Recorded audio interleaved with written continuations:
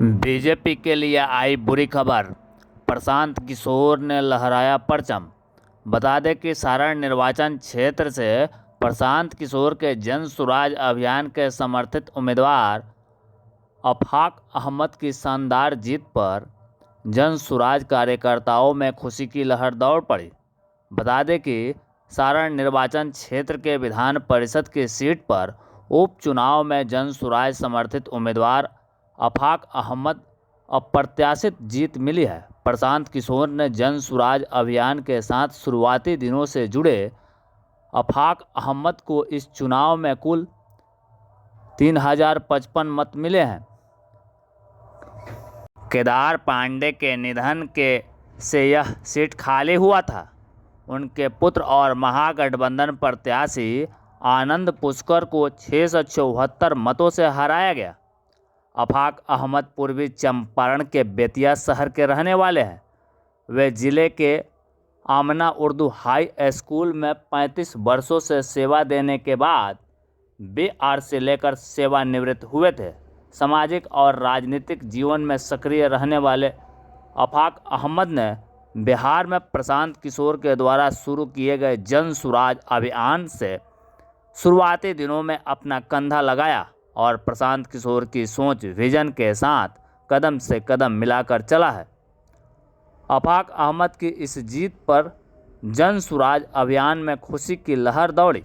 वहीं दूसरी राजनीतिक दलों के लिए आफाक की जीत एक झटके से कम नहीं है। बिहार की राजनीति में प्रशांत किशोर की एंट्री पर कई तरह के सवाल खड़ा हो रहे हैं।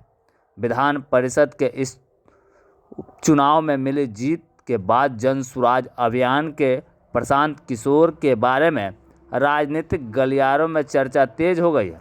आपको बता दें कि प्रशांत किशोर की जन सुराज पदयात्रा पश्चिम चंपारण जिले से 2 अक्टूबर को भितिहरवा गांधी आश्रम से शुरू हुई थी।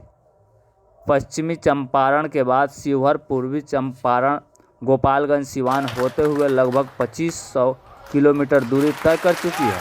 उनकी यात्रा अभी सारण जिले में है। सारण के बाद वह 9 अप्रैल को उनकी पद यात्रा वैशाली जिले में प्रवेश करेगी। लेकिन यह चुनाव जन सुराज अभियान साबित होगा। दूसरे को जिताने वाले हैं, इनमें दम ही नहीं है। वो सिर्फ एडवर्टाइज करते हैं, लेकिन नहला पर दहला मारकर बिहार के राजनीति में भूचाल ला दिया। और जो जातीय समीकरण की कार्ड था उसमें भी 100% उन्होंने सफलता पाई। एक तरफ महागठबंधन को पटखनी दी तो दूसरी तरफ शिक्षा के मामले में उन्होंने जता दिया कि बिहार की जनता बीजेपी को नहीं पीके को पसंद करती है, क्योंकि पीके गांव की गलियों में घूमता है और गांव की गलियों की समस्याओं को दिखाता है। और बड़े बड़े नेता सिर्फ कागजों में ही ऑल इज बेस्ट बिहार को दिखाने में लगे हैं, लेकिन पीके गांव की गलियों में घूमकर गरीब असहाय से मिलता है और सरकार की योजनाओं का जब देखता है गलियों में आकर, तो पता चलता है कि इस योजनाओं में बंदरबांट हुई है।